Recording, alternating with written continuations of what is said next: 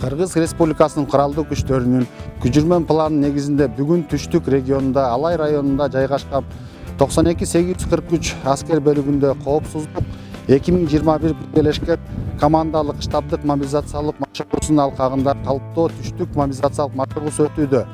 Машыгууга Ош областында жайгашкан аскер комиссариаттары, Алай районунун жергиликтүү башкаруу органдары, күч түзүмдөрү менен биргеликте аскерге милдеттүүлөрдү аскерге даярдоо жыйыны уюштурулду.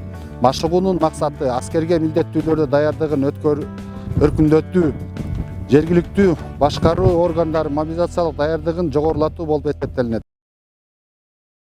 Ушул убакыттан баштап күчүрмөн сабактарды өткөрүп, андан кийин ок атуу болгондон кийин бөлүмчө, бул отделение, бөлүмчөнүн күчүрмөн ок атуусу, взводдун күчүрмөн ок атуусу өткөрүлөт 3 күндүн ичинде.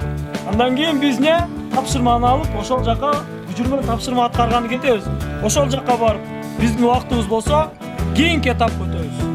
Лейтенант Токеев, курал алууга кел.